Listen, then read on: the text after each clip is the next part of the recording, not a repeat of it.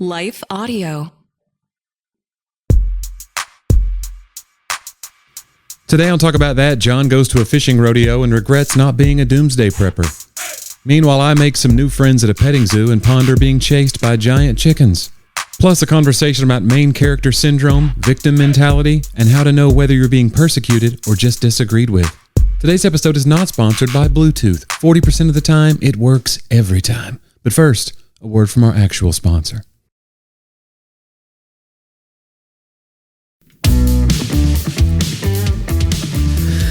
The long week of waiting is over. It's the next episode of Talk About That. We're back. Do you think people wait? Oh, I think they've been... They stand online like it's an Apple event? Just sitting by the phone. What's the longest you've waited in line for something? I camped out for tickets in college. For what? UT football tickets. Oh, okay. Did I camp out? Wait a minute. Don't you get them as a student anyway? You do, but there's a limited number. Or there was. I don't know what it is now. This was back... This is a bit ago. You remember. You were there. You were the... But I never went. I don't think I went. Did I go to a game with you when you had student tickets? I don't think so. Really? I should have been a better friend. Yeah. We were pretty good then, too. There was a long chasm of years where we were not relevant at all. Yeah, this was 97, 98, 99. We're giving those tickets away. Good years. People still go. That's the thing with your team. If it's bad, it doesn't matter. Certain teams, yes. We are one of those. They keep going. Yeah, it's very loyal, very angry sometimes. Angry? Irrational. I remember that one game. I mean, fan short for fanatic. That's what we always forget. Right. We're not supposed to be rational people necessarily. Right. Which, by the way, if you're a fan of the show, be irrational and give even more to Patreon. How would you do that, John? You go to talkaboutthatpodcast.com. Click on support the show. That's how you get ad-free content. Down below, bottom right, you click on that little voice bubble. Yeah. That makes a voice bubble appear over our heads. Yeah, it's crazy. No, it makes a thought bubble, I guess. I don't know what it does. Anyway, it sends an email. If you want to send a direct email, go to hello@talkaboutthatpodcast.com. I remember walking out of the stadium. We had played it was like Houston or somebody. It was don't you ever. I don't mean to besmirch Houston is the third largest city in America. We weren't playing the city. Oh. You think we could take them? But I remember that was Jamal Lewis tore his ACL. Yeah. And it was on a game that didn't matter, non-SEC game. And I remember the fans walking out were like almost violent towards the Houston fans. Oh, because he had hurt himself. And forgive me if it wasn't Houston. Maybe it wasn't. But whoever it was. And even as a college kid, I was like, guys, stop being dumb. Like, right. They didn't run out there and hit Jamal Lewis in the leg with a baseball bat or something. Mm-mm. That would have been a real twist to the game. Yeah. Helmets are about as hard as a baseball bat, though. So they let you dive at people's knees. I think that's really interesting in football. Yeah. Like you can just dive at a guy's knee. Well, you can't as a blocker on the line. Or as a quarterback, you can't. You can't dive at a quarterback's knees. Right.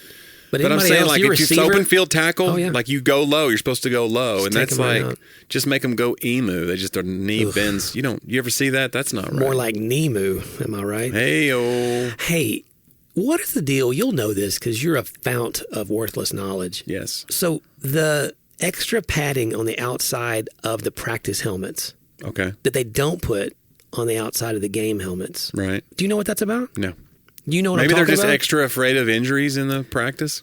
But if you have a way to make their heads safer, why not find a way to print on the pad? You could. Right. We can print on anything, Johnny. Uh-huh.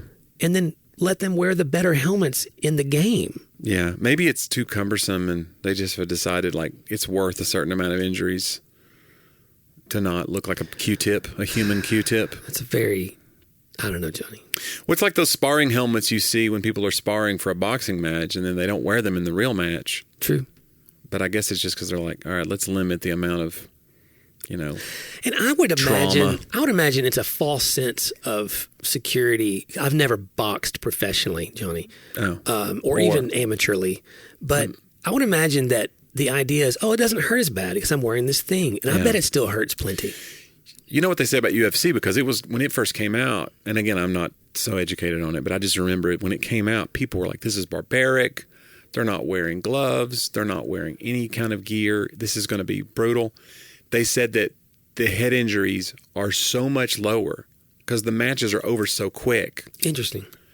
versus you just take punishment over and over again in a boxing match. Round, yeah.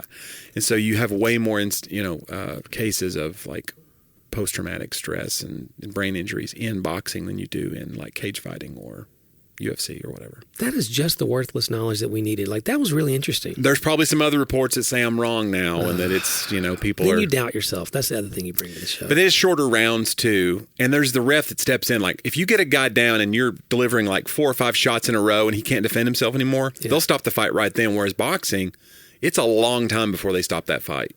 Well, yeah, but if you're on the floor, they stop the fight. Well, yeah, if they're on the floor. But I'm saying, like, in cage, you'd think in cage fighting, like, okay... There's a lower threshold of like the minute you can't defend yourself, they stop the fight in cage fighting. Why are you defending cage fighting so much? I can't defend myself. If this podcast were a cage fight, somebody would stop it. Mills Lane would run in and be like, "All right." Remember Mills Lane? He was like the most famous ref. He reffed the Evander. He reffed the bite fight. Oh wow! When Tyson took a chunk out of Holyfield's ear, which is still the craziest. Yeah, that was I watched that live. That was. I think we were together when that happened. Are you going to watch the Tyson fight if it happens? There's probably a delay now because Tyson had a medical event on a plane. Yeah, what was it? I don't know. They said it had something to do with... Was it snakes? It was like an ulcer. Snakes on a plane? No, it wasn't snakes.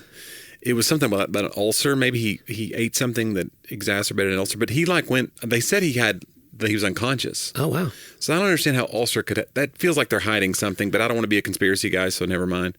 But they said it was something he ate. So it was snacks on a plane. How you like that? Anyway, our best to Mike Tyson. And I want to see it happen because he's fighting this young guy who's kind of a YouTuber. It's Jake Paul? Jake Paul. So it's like Jake Paul's fought all these like tomato cans and he's never fought anybody. But meanwhile, Mike Tyson's 56. So like, what is this fight going to look like? But I will watch it 100%. I would see zero chance in my mind if Mike Tyson can get in the ring that he doesn't win that fight. Like zero. The thing is, all he needs is one punch. Like, if you get a Mike Tyson punch that is close to what he used to be, and it hits the button, it's over. Yeah. And by the button, you mean like the Nintendo button? Like, yes. Did you play Mike Tyson? Of course. The secret, right? You wait for him to wink or something. There was some move he did that's when you could deliver it. You have to deliver right then. He was a winker. Did he wink? Several of the guys. He did something where there was a glitch, and you go, "That's it," and you hit it then. Yeah. Yeah. There was definitely a winker. Mac was the kid's name, right? Mac. Yeah. Little Mac. Little Mac, and then you go through from Glass Joe all the way up to those are the times. Iron Mike Tyson. Have you seen this new NCAA game everyone's like the graphics freaking of it? Out about? Like, I showed my wife the trailer, and it looks like it's just footage. Yeah. Of the teams running through, coming out of their locker rooms and all the stuff. It's unbelievable. It's interesting how the players making money off of that for their likenesses and stuff too now. So that's opened up a whole new world. There's like whole sports shows now decrying like what's happening to college sports, because it used to be like they're doing it for the love, and it's like no, they're just waiting for their turn to make all the money, and now it's going to be ruined just like pro sports or whatever. And I don't know how I feel like they should make money off their image and likeness, but also I feel like there's got to be some. I don't know how you feel about it. There's got to be some more rules as far as like, for instance, like kids that just go, I didn't get playing time the third game in, and they just leave. Like, I think if you're going to make money on NIL, you should be under contract too. Yeah. You should have to stay until that contract is fulfilled, I like think a regular job. Because there's a guaranteed amount that they can make, and then there's a lesser amount. But maybe they're offered an NIL or sorry, another a greater school. amount if they stay. But I'm saying, like, there's no punitive thing that happens if you just jump ship midstream, other than you might have to go from one NIL to another. Yeah. It is odd. And I definitely am pro, like, because only the coaches were making all this money, and obviously the schools were just making money hand over fist. So it's weird to say, like, the players shouldn't be doing this. I would never say that, but it does open up a weird thing. Like, they're talking about putting brand logos on the field now, like at midfield. Yeah. Like, so you won't see LSU Tigers, you'll see Home Depot. Yeah. That's gross. I don't to like me. that. That's gross. I thought they were putting on the jerseys. Well, they're definitely going to do something. that. But I'm saying they're talking about midfield. They're talking about taking over the end zones for ads. Yeah, I don't like that. And midfield. I don't mind, I don't mind the players getting paid. I don't think that's a bad thing. I do think there's going to continue to be, like, I think I have an open mind to the fact that when you start something new that's sort of drastic and revolutionary, it's going to take time to figure out the correct level of regulation. I just think no matter how revolutionary something is and how great it is, it can be ruined with senseless ads. Hey guys, we're going to take a moment and hear a word from a few of our sponsors.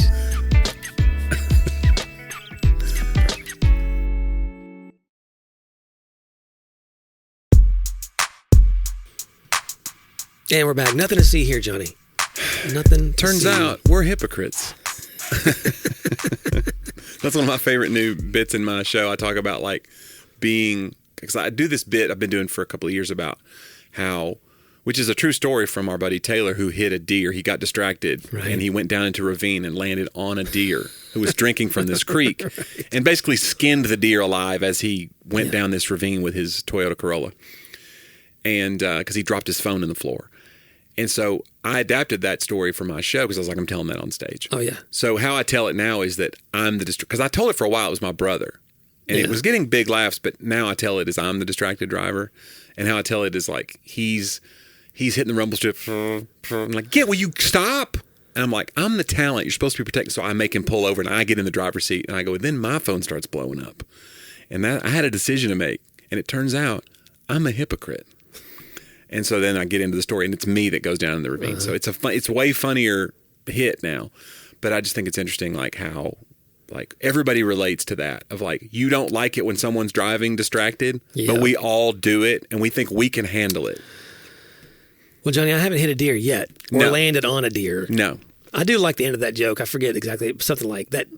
That deer had it coming. That deer had it coming. If you're having a sip of water and God drops a car on you, that deer was up to something. That deer was up to no good. There was probably sin in his life, and that felt like a day of judgment to me. Yeah, that was something else. And the fact that I don't know, did the deer die instantly? I hope. We don't know. We don't. How are we to know? I don't know. No, he made it. No, I don't know. He's Taylor's pet now. So we went to our Grand Canyon trip with Curry's dad, which was magical. And I didn't tell everything about it last episode, but I did want to share a little more about it because we went to, as you get closer to the canyon, there are all these weird like nature parks and animal, there's like a safari type park called Arizona.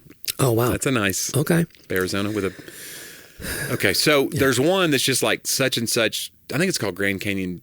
Maybe it's named after the family, but I think it's called Grand Canyon Deer Farm. I was like, what's a deer farm? Isn't the whole country a deer farm? Thank you. Shouldn't it be? This is like a place where it's just like a wildlife refuge where these deer have been raised in captivity, I guess, and they are not afraid of humans at all. They've never been hunted. So there's just like this, it's like a petting zoo, but it's big. And you buy a bucket of feed. We bought like a $20 bucket of feed. So you did this? Yeah. We get out. We go in, and guys, let's go. I love. I want to pet a deer. But you buy this feed, and these deer recognize the bucket. Wow. They know this guy. We got one. Yeah. We got one. He bought Big Blue, and they run. They come over. These deer tried to climb up on me. Oh wow. They try to knock the bucket out of your hand. This feels like that they should have warned you. No. They did say, hold on tight. They did. Okay. You know what? They did warn me. They were like, hey, hold on tight to the bucket. Yeah. I go, what do you mean? And they were like, you gonna find that, big boy. Ka-ching. She'd already rang me up. Press hard. You're making 6 copies as I was signing the credit slip.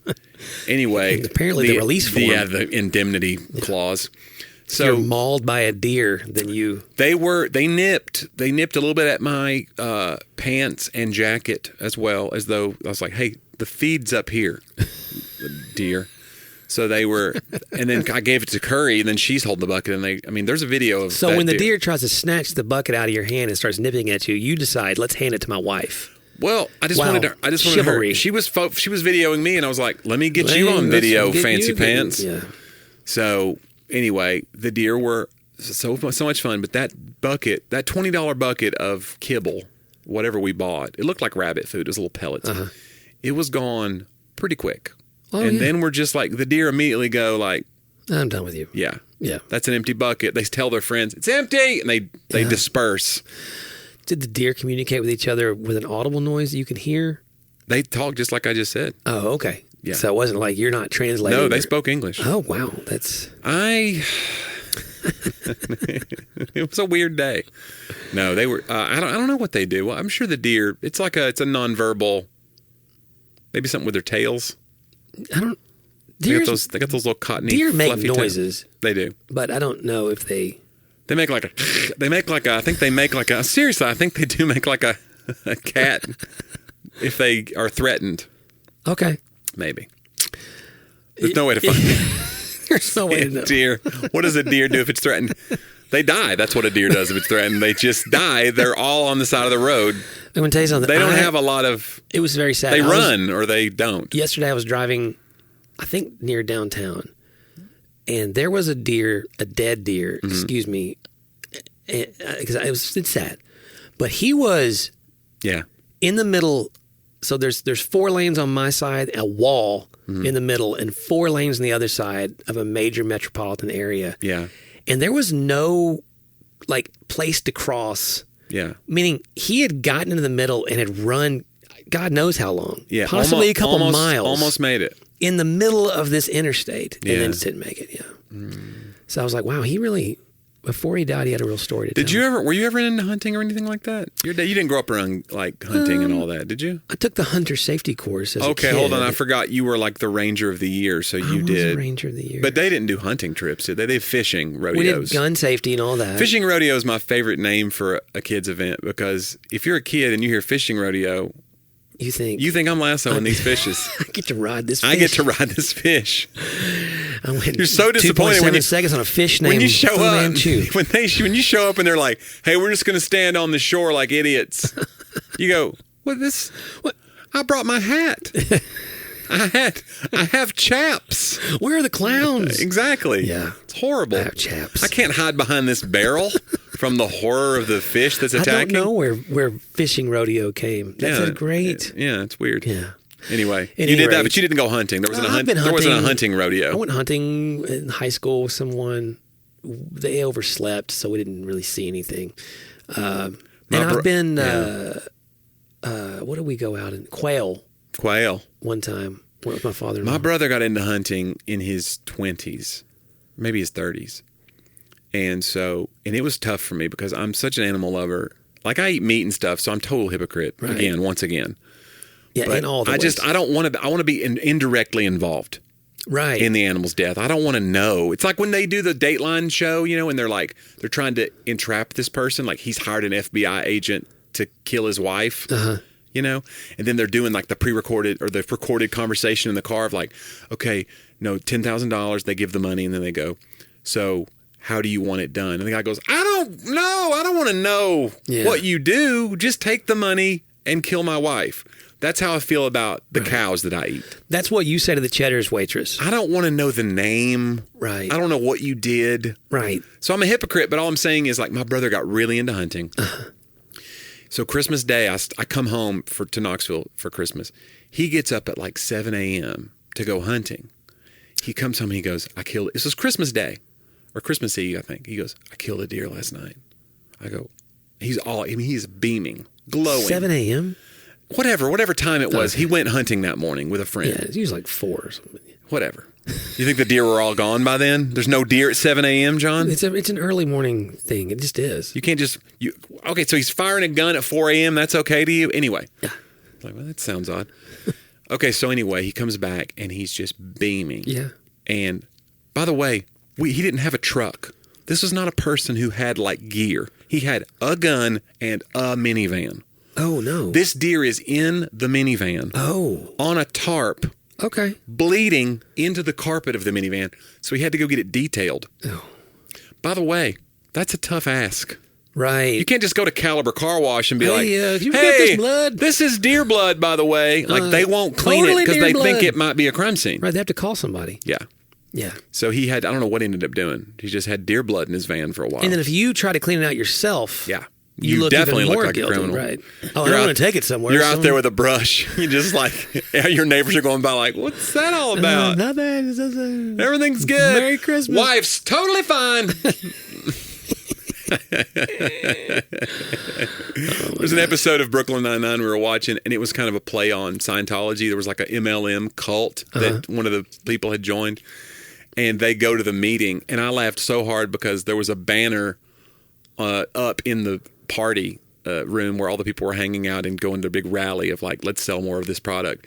And it was of the guy's wife And she was like, it was like a big 50-foot tall banner, and it said, "I'm happy, healthy, and very much alive." And it said like her name. I was like, this is so great. That's great. Like, that's exactly what you would say if you were happy and healthy and very much alive. Make sure you put this on a banner.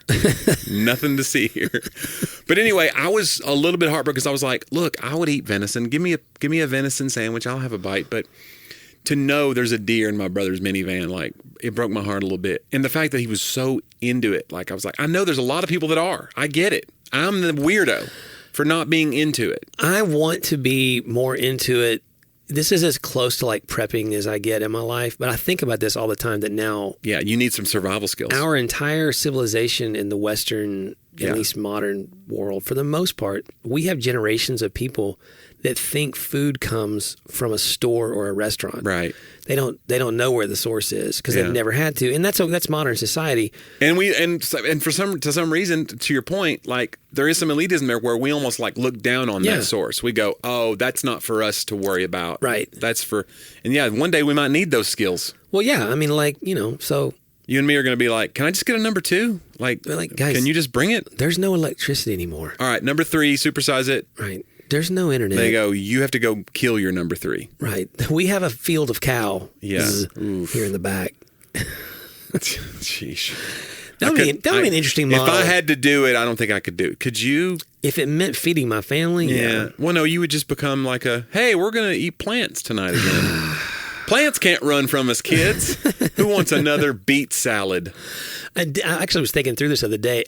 I was thinking about how I could see us returning more to understanding the way the Native Americans respected the land and the animals, so that, I'm fine with it for sport and all those things, hunting, but for survival, there was such a respect for it. There was such a using the whole animal. Yeah. It wasn't just like leave it laying there, take a picture with it and move on. But see, I had a lot to learn to know how to do all that.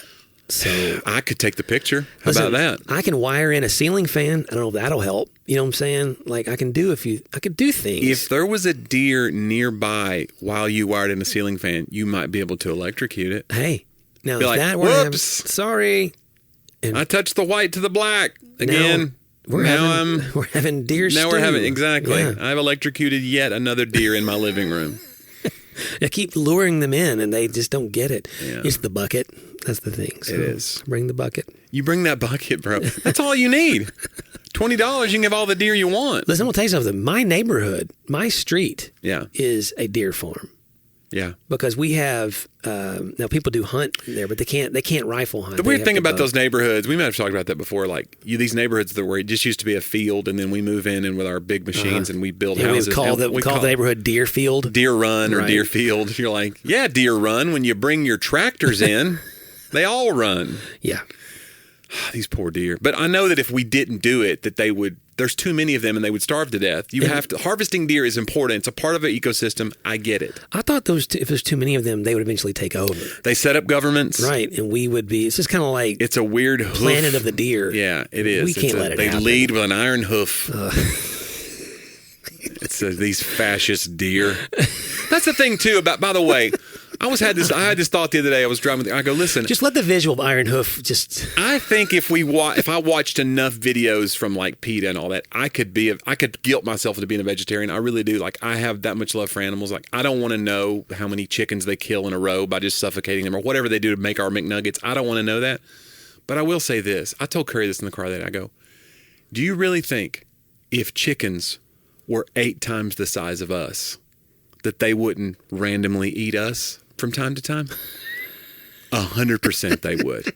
Think about it. If You're a chicken, justifying. I like if a chicken is just out there, right, and it is a giant chicken, let's just say it had opposable thumbs, and we're just like, we're on our way to work, yeah, making that noise, and he could just peck down and have a human bite. He's gonna do it all day. Why do we have to imbue these animals with such, like, they would never do that to us? No, yes, they would. They would. In fact, they do it when they're even small. A black widow is trying to kill you anyway. Ugh. That's a great point. They're tiny. Well, they're probably just trying to defend their territory. Right. My apologies if we have any Black Widow listeners in the crowd. I don't want to. Not a sponsor, Black Widows. John, I think it's about that time. Is it? Yeah. All right. It's time for the quote of the week. A little segment we called "They Talked About That."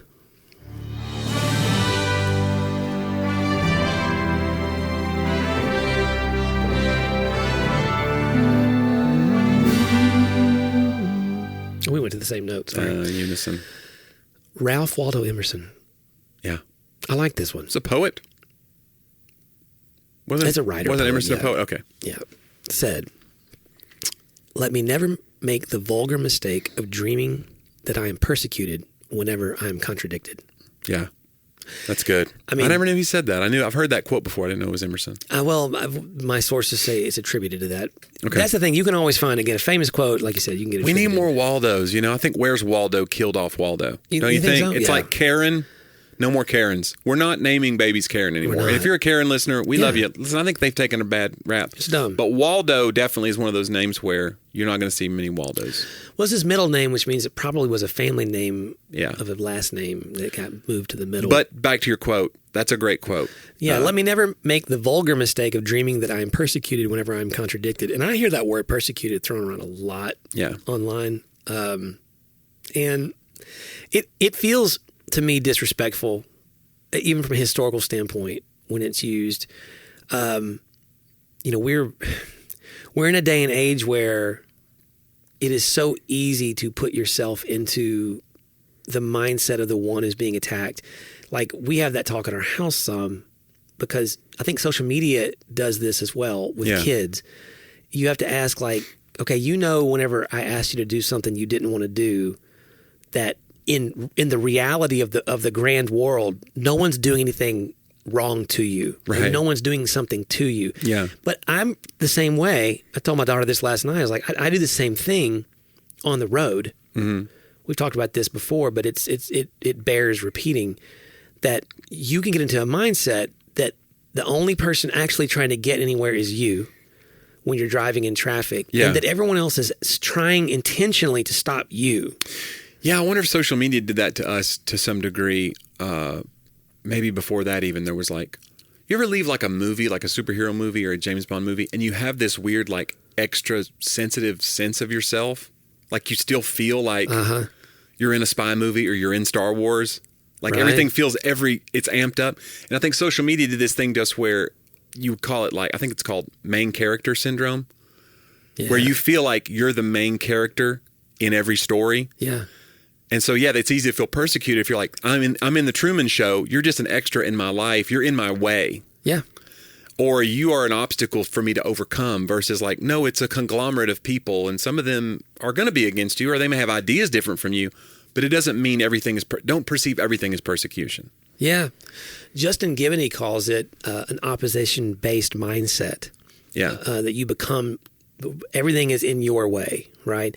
There's an ADHD doctor that talks about oppositionality or opposition behavior, it's called. And of course, there's a disorder, ODD, oppositional defiance disorder. Okay.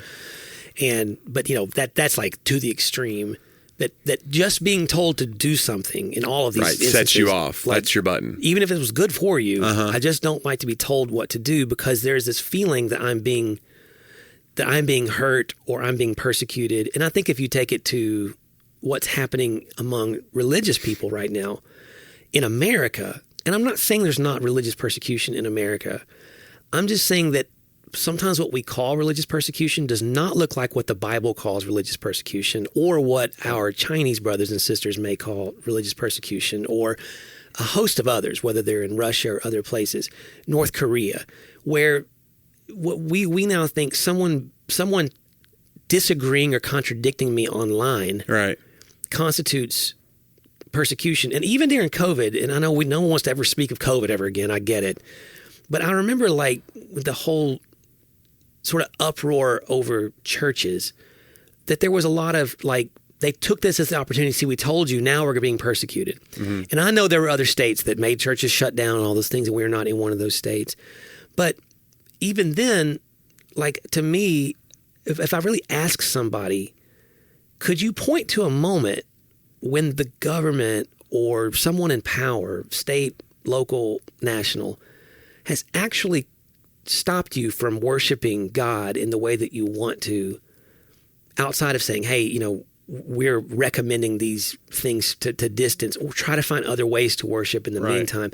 But could you really point to a moment when someone, because real persecution to me is like, they took you away right? You can't do this anymore. Right.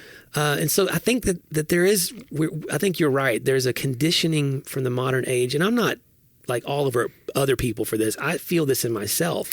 Yeah, no, I think we all have main character syndrome now, and we're fighting it to varying degrees. Some people are recognizing, oh, this is something I'm in danger. I need to buffet this thing in my life and somehow figure out a way to mitigate this. Yeah. But we all have it to some degree. Oh, yeah. It's just part of our culture now is, these are extras in my life.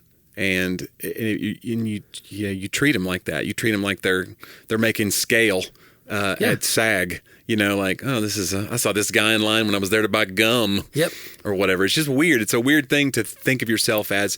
Like, I had a friend like that, and he said it was a comedian friend, and I really looked up to him. And then there was another comedian friend, and I was like, "You don't like that guy?" And he was like, "I don't want to be a gossip. No, I don't care for him." And I was like, "Why?" And he goes, I don't like somebody that's the hero of every story that they tell. And that was his main reason for not liking the guy. And then I started listening to the guy's act and just being around the person too. And sure enough, and I hadn't ever noticed it because I looked up to him so much. Right. I tend to put people on pedestals when I first meet them. Yep. That's a real problem I have. And I was like, oh yeah, he always does swoop in and save the girl or swoop in and give the thing. And he wants you to know that he was the hero. And you just go, that's not realistic. No. It's weird. And it usually means somebody has skeletons, too. That they're not. Oh, yeah. And I have that stuff too, but it was just interesting. Like, oh, that is and it made me more aware of that in myself. I was like, I need to make sure that I'm not that. Do I feel a need to make sure everybody knows how smart and clever and giving and heroic I am? Because that's a great way to I don't know. I just feel like it feels inauthentic at some point. Yeah, I think you have to wrestle with the tension of that. Yeah. I know you and I talked about it over lunch a lot because I'm still contemplating and looking into PhD programs and stuff. Yeah. And I have to face why I want that. Yeah.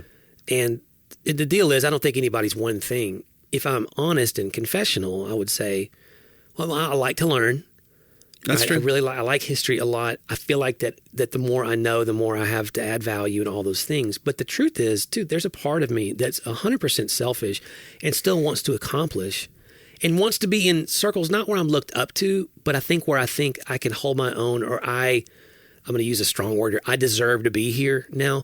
I deserve to speak into this. You need a new peer group that doesn't include me. Why don't you just say it? Johnny, I need people who you're like, I've been the smartest guy in the room for a long time. I'm ready to be the dumbest guy in the room. And well, I just think that there's I think you may still do it, but I think you're right. What do you wrestle with inside? If there's not a one of us that doesn't wrestle with some sort of persecution syndrome. Well, and to your point about the quote, it's like there's a thing about being able to have a disagreement with somebody that I think we've lost some nuance in our culture where if you disagree with someone's ideas, they immediately take it as an ad hominem attack on them. Yeah. They think you're disagreeing with their being. Right. If I say, I don't espouse this belief, and here's why, even if you have real reasons and logical, outflowing from your thought pattern, like they can still be like, this is an attack on me. We rush to feel victimized. And I think that's a mistake because we can't learn. Right. That's the real problem. It's not just that we have a total victim culture and identity. I just think it inhibits you. Like, one thing I really respected about Tim Hawkins when I worked with him is here was this guy that had 9 hours of material. He had done all these things. He had seen a lot of life, and he had done some really cool things that he'd been successful at. Yeah. But he never sat down and was like, let me tell you about comedy, my boy. No. We never had a conversation like that. And you wrote a book with the guy. You know what I mean. No, very Tim humble. thought it was more important to be a very curious person and to be a learner than it was to be a guru. Like, he never set out, I'll be the smartest guy and then people will come to me and they'll need things from me. Yeah. Tim still feels like an idiot. He still feels like I wake up and I'm so curious about why this happens. And that's why he was able to write jokes about it. Well, he had curiosity and he also had gratitude. And I think those two things will keep you grounded in almost anything in life. He kept learning, kept growing. The dude would be learning different languages and other things, not to use as an act, just to better himself. But he was also thankful. That's true. I remember that now. I was on tour with him and we're walking back and I'm hearing him from his bunk. And I'm like, what is going on? I open it up and he's got headphones on. He's learning Mandarin. Yeah. I go, what are you doing? I don't know. I might go to Laos. I just thought I'd learn. Do they speak Mandarin? I don't know. Laotian. We're going to have to cut all this Maybe out. it was Laotian. I don't know. He was trying to like learn. But anyway, he was learning on whatever, what is it called? Rosetta Stone. Rosetta back Stone. Then. And he was learning. And I was like, what in the world? And then we're at a restaurant one night. And we're at Whataburger after a show, which we didn't normally do because we have to go like far away so his fans didn't come find him or whatever. Right. Because sometimes it'd be like uncomfortable if you go to the same spot. Right. And then, 500 people that were just at your show walk into the restaurant. But he was hungry. He's like, let's go to Whataburger. So we pull over the bus and we walk. And then some people that were at the show come in and he's talking to them. What do you do? And he was so nice to them. And they were like, we're actually, we're missionaries. We're on, we're itinerating, but we're in Laos. And they had like a little conversation. He goes, I've been learning. They speak Laotian. And I was like, what? And that was all on the same weekend. Wow. It was like, it paid off immediately. So just be curious and don't have such a persecution mindset is what I guess we're saying. Yes. And Johnny, you especially. Yeah. Like, me especially.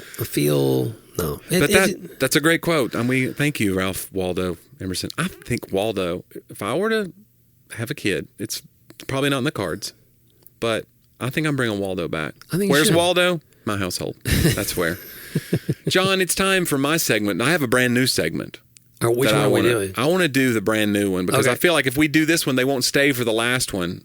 You know what I'm saying? Because they'll think the show is ending after talk about then. So I want to bring my new segment that I've been teasing for a few weeks and months. And I apologize. But I wanted to like revisit some jokes that I think informed me because I'm a huge joke nerd. I love street jokes and I love just certain kinds of jokes. So I wanted to do Johnny's Joke of the Week, and you helped me find some royalty-free music for it, but I thought it wasn't quite whimsical enough. So you said you were going to fix it. I added a little whimsy. Okay. I don't know. We'll just see what this is. What's the name of the segment? Johnny's Joke of the Week. Okay, Johnny's Joke of the Week. Here we go. I love it. No, what are you doing? A little slide whistle. Johnny.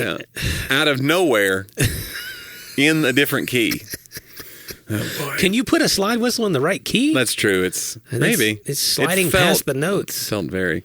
Joke of the Week. This is one of my favorite old jokes. A lot of old jokes have their basis in Jewish culture. So this is an old Jewish joke. A Jewish grandmother takes her baby grandson to the ocean for the first time. For the occasion, she's dressed him in a smart little sailor outfit. Without warning, a large wave folds over the young boy and swoops him out into the ocean. The grandmother looks up at the sky. Please, God, save my grandson. I'll do anything if you return him to me. I will pray daily. I'll volunteer weekly. Please, God, I'll do anything. In a flash, another wave, bigger than the first, hits the beach, and the grandson washes up on the sand. The grandmother looks the boy over, then looks up at the sky and says, he had a hat. Yeah, that's that good. To me, it's a perfect joke in so many ways. It's got religion, it's got promising and bargaining. Uh-huh. It's got all this like angst in it. Yeah. And then it's got like a little lesson that we can all relate to. Yeah. That even when somehow we get what we think we want, we found something to complain about. I think that on Somebody Feed Phil, I think his dad used to do the old jokes. I wish I could find who originally told it. It's one of those jokes that like every Jewish comedian that I grew up worshiping Jewish knew guys, it. Yeah, and so, but also I don't know who originally said it because it's one of those that could just get passed around. Right. So I wish I could attribute it, but it's one of my favorite jokes. And I love jokes like that. I don't think jokes need to have a lesson or need to have a tie to some weird allegorical thing in culture. But when they do and they're funny, I think it's really fun. And that's one of the ones. So I wanted to start off that segment by using that one because some of them will just be silly and whatever. But I think that one's just like, it's got a cool lesson. It's almost like you could tell that joke and then have a sermon series about gratitude. Yeah. Or about, looking for the best. If you look for the bad, you'll always find it, whatever. But it's also a great joke. It stands by itself as a joke, and it also has a lesson. I like the misdirection of it. Yeah. I like that you think... I mean, what would you think she was going to say? I don't know, John. You know Let's listen. Now we're getting into the weeds where we've overanalyzed that's the whole segment. We've ruined it. It was okay when I did it. It's not John's joke of the week. No, it's not. Play the slogan again, or the theme song again, bumper music as we go out again. Let's see how this... All right, here we go. We might have to change this out. No.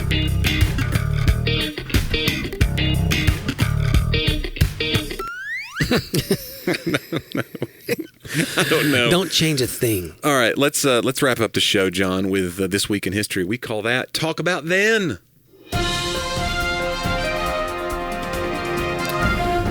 John, this week, 1977, the Apple II computer goes on sale. It was one of the first microchip computers sold fully assembled. So this was ready for household use. I want you to see what the cost. What do you think the cost was for the first? What year? This was 1977. They were pretty expensive for back then, I think. It's interesting because it was $1,298, which is about what a MacBook computer would cost you now. And back then...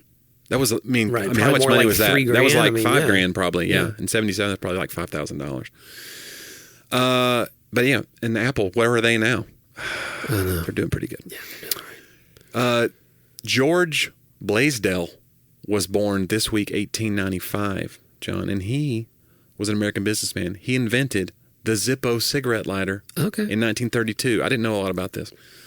The lighters were so popular among military personnel that during World War II, Zippo ceased civilian production and only produced lighters for the military. Huh. That's how big the demand was in the military. It's a lot of smoking. There's a lot of smoking. There's a lot of standing around and waiting, and it's a tension release, I guess. There's a little bit of the nicotine helps you. I don't know what nicotine does. I don't have nicotine addiction, thank God. But and they weren't aware of all the health issues. No, I know that, but it's interesting that we had like so much demand in the troops. Like it was just like Zippo could just be like, let's focus just on. Yep. Here's another thing about Zippo that I did not know. The Zippo lighter's distinctive click received its own U.S. trademark in 2018. Huh. So just the click.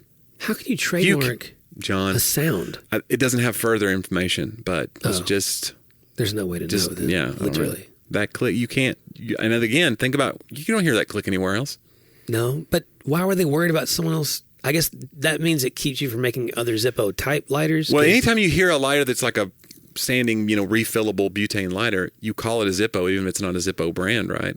That's you think, you got a Zippo? I don't know. You don't say like, "Where's your lighter?" I say lighter. Yeah, but I'm saying like you're talking about. Oddly enough, I have a lighter right here. Do you really? I wouldn't call that a Zippo. Well, that's not a Zippo. That's a Bic.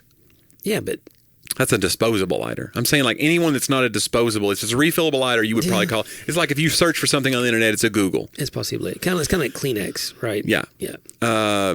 And please be careful if you have a Kleenex around your Zippo. Holy moly, you've just made a Molotov cocktail. Oh, okay.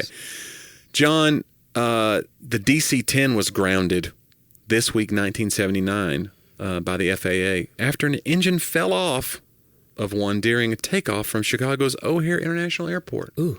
Fell off. Did the plane crash? I don't know. But there's other engines, so maybe not. Right. That's wild. They grounded all the DC-10s just for one little engine? Like, you know what? Let's have a look-see. Feels like that's a yikes. And now we're having like Boeing is having some... I don't know what's going on all of a sudden why 737s are so... Boeing is not... I think it's a quality control issue, right? That they're saying that like that there's some quality control... Well, some people think it's a conspiracy that there's, they're trying to kill us all. Who knows? It's but... I think it's probably more likely that it's just like humans that are making mistakes and not being held to account. Huh. But, John, finally, this week, 1933, the first drive-in theater. Oh. The first of modern drive-in theaters opens in Camden, New Jersey. It held 400 cars, had a 40 by 50 feet screen, advertised with the slogan, "The whole family is welcome, regardless of how noisy the children are." Oh, wow. The cost was 25 cents per car, plus 25 cents per person, rather. It was opened by Richard Hollingshead, who had patented the concept, which featured ramped parking for better viewing. So he had a little amphitheater vibe there, which is interesting. Your car's parked on an incline. Emergency brakes, please. His patent was ruled invalid in 1950, which I find interesting. So he gets the patent, and then it was ruled invalid. So somebody else. Earlier attempts at drive-ins featured silent movies and impromptu car parking, which that had to be a little chaotic. Yeah. Here's the part that I liked. According to some, Hollingshead came up with the idea because his mother was too large to sit comfortably in a regular theater. Huh. So he's like, this isn't fair. It was like Who's Eating Gilbert Grape for It was drive-in theater. Necessity, here's what I thought. necessity usually is the mother of invention. His mother was the reason for the necessity of the invention. Wow. Huh? His You see what I did? Was the invention. The mother was the mother of the the mother's necessity. Anyway. Was the mother of necessity. Yeah. I like it. So yeah, and now there's very few drive-ins left, but people still find them very charming, and they want to. It's like a nostalgia. Is the one in Lebanon still open? Maybe. I think so. I've not been. Really? I've not been live in Lebanon? I've not been to a drive-in in ages, but I enjoy going to the movies. Yeah. But I don't know, sitting in my car, I don't know. It just feels like you want to feel. It is a way to have privacy, I guess. You feel, you don't have like somebody right next to you chomping but popcorn. Still, we're all used to having or privacy. you do, but it's your wife. Right. We're all like used to privacy by just sitting in our beds watching these huge screens. That's ruined us. We've just become more isolated. It's like I can sit in that padded seat, or I can go sit in my bed. We just want our own personalized experience, and it's great, and it's also probably like it's one more thing that we don't do communally anymore. Yeah, we've taken community out of it. Like we used to experience, like opening night of a big movie, like right. a big Spielberg movie would come out. You'd want to go see it with a crowd of people and laugh with them and be scared with them, and that was kind of fun. Also, you were hoping that some jerk behind you wouldn't kick your seat and be rude. Right. But you took that risk because you go, it's worth it to get this. Yeah. I want to be one of the first people to see this. Yeah. Now we go, it'll be on streaming in 28 days. Let's wait it out. Yep. And you don't go. You don't go. And now theaters are dying. Sorry. Well, not yet. just now. It's been for like a 10-year process. Yeah. I feel personally responsible because I haven't gone to a movie in a minute. Yeah. Well, it's so expensive if you have a family. It's $100 by the time you buy candy and snacks. And do you sneak in snacks? You a snack sneaker? Snacks. I can neither confirm nor deny. Listen, it's not illegal. It's just I can't. Well, why do we sneak? It's against the rules, but it's not like a crime. I'm not saying that I sneak in snacks. Yeah. But I'm not saying that you don't have a snacks purse. don't get in The purse somehow with me being. My wife doesn't carry a purse unless we're sneaking in snacks. Nice. That's where we are. My wife she has the little wallet phone Just magnet for that. thing. No, I'm saying like she has but if she brings the purse, if you see my wife with a purse, She's got food. it's in it. full of jujubes and we're going somewhere. It's full of milk duds. Last movie that I saw Yeah. was the Taylor Swift documentary. In the theater with my daughter and my wife. It was great. You're something else. Yeah, it was. You would have seen it without her, which would have been even more. No, because you're a Swiftie. No, I'm just no. I would not have seen it without her. Yeah. And it's expensive to go to movies, so you were not a thrifty Swiftie. You were spending. You were having a little. Johnny's all about the wordplay today. You like that? But you're spinning them, man. I'm telling you, man. I should be a writer. John is a writer, and you can find out more about his books at johndriver.com. Yeah. Or just go to Amazon, search his name. Yeah. But he's not. If you go to johndriver.com, it'll lead you to an Amazon link. That's right. Yeah. Leads you down the rabbit hole that leads you to a You can see some cornucopia. interviews I've done. You can see some things like that. Do it. If you want to know more about my life and career, go to jonniew.com, JONNIEW.com. Even if you spell it wrong, you'll find me. Oh, you own the right one. Well, it always self-corrects. It always autocorrects if you spell it wrong. I've noticed that. So, have you bought Johnny W with that H? No, but I shouldn't I? I hope that no one hears this and goes and buys it. Yeah, they're going to sit on it and be like, gotcha. That'll be $1 billion. Yeah. I don't have that yet. No. But I do have new tour dates coming out all across the country. And check it out. Decatur, Illinois. I'm going to be there tomorrow, probably when this comes out. Yeah. So if you're near Decatur, Illinois, make the drive. Stop what you're doing. It's a $10 ticket. There's still some seats left. Big old theater there called the Lincoln Square Theater. Yeah. And come see the show. Johnny's passing the savings on to you. I am. So $10 to laugh? How are you going to beat a deal like that? Yeah. You can't. You can't. You won't. You won't do it, guys. You won't. It's Johnny's show. You should go to the website, too, talkaboutitpodcast.com. And like we said, leave reviews, man. It really helps. And send us. We've been getting emails. Yeah, we like that. We like getting notes from people. Yeah, we're not going to read any today just because, Yeah, it's been... We've done so much. We've given you a lot. Yeah. Extra segments. Stop asking for more. Slide whistles. My goodness. But maybe next week. So yeah. send us... Hunting commentary. Yeah. We are hearing from listeners, I will say this, who are literally doing the work of binging the entire show. Like someone They're said... going through it. We've not even done that. No, I don't remember what we said at all. Yeah, and that's a shame. And from like episode 1 forward, although we usually recommend going backward, but At any rate, it's interesting, I'm sure, to see the evolution of the show. But hey, thank you for doing that. That's a big, big deal. We appreciate that. They were listening way back before Johnny's Joke of the Week. Yeah, way back. Way back. Guys, thanks for the time you gave us this week. Let's do it again next week on Talk about that.